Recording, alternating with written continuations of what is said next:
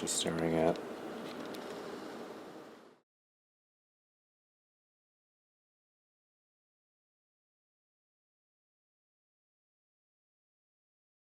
Joust, released in 1983 for the Atari 5200 Super System and of course Atari 8-bit computers, which is what we're playing today, based on the 1982 Williams arcade classic of the same name.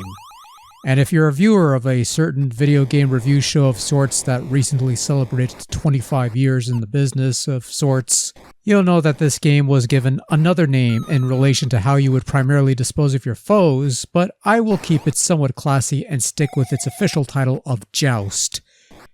Now, Joust, of course, was one of the perennial arcade classics from Williams that graced almost every home video game format of the time that was worth porting over to.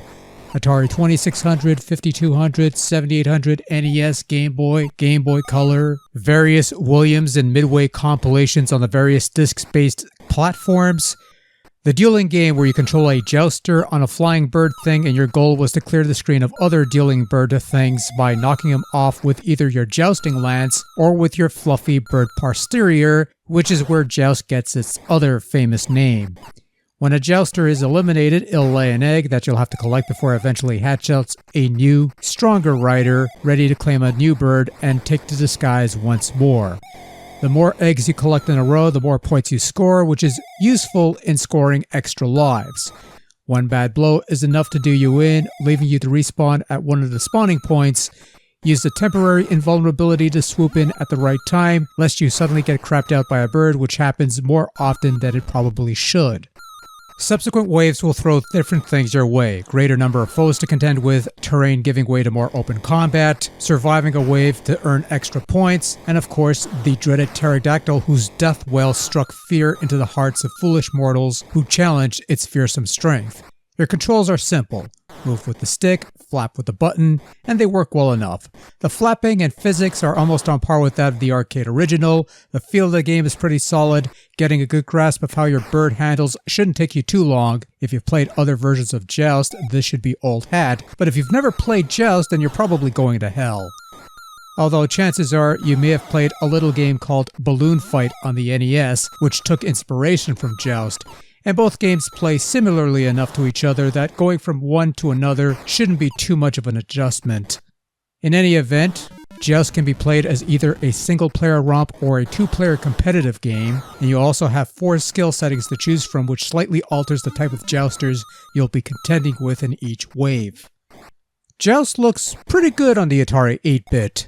And since this is the same version you'd get on the Atari 5200 minus the dreadful controllers, I'll reference the 5200 here because Joust sees a bit of an interesting evolution across the Atari platforms. Now, the first version of Joust I ever played was the Atari 7800 version, which came out after the 5200 and is obviously the closest to matching the look and feel of the arcade original.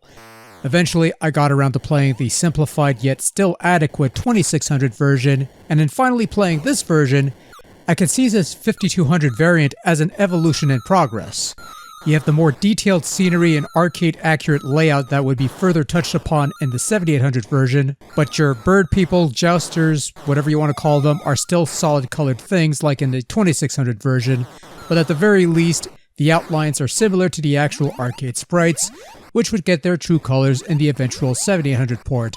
So seeing it from that perspective is somewhat fascinating to me, but the game itself looks fine and does a better job of replicating the overall look of the arcade game than the 2600 was capable of, solid jousters aside.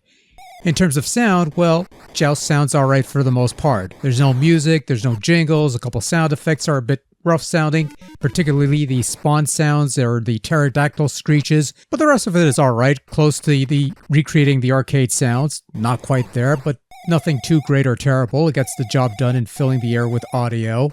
It's fine. Overall, Joust on the Atari 8-bit computer is a great port of an arcade classic. Not quite arcade perfect in some respects, but close enough in comparison to the 2600 version that it feels like a significant upgrade over the lesser version. My preference of the Atari ports still remains the 7800 version. That version provides a much smoother experience all around since it's the most recent version of the bunch. But this version of Joust is still pretty solid and a worthy addition to any Atari library.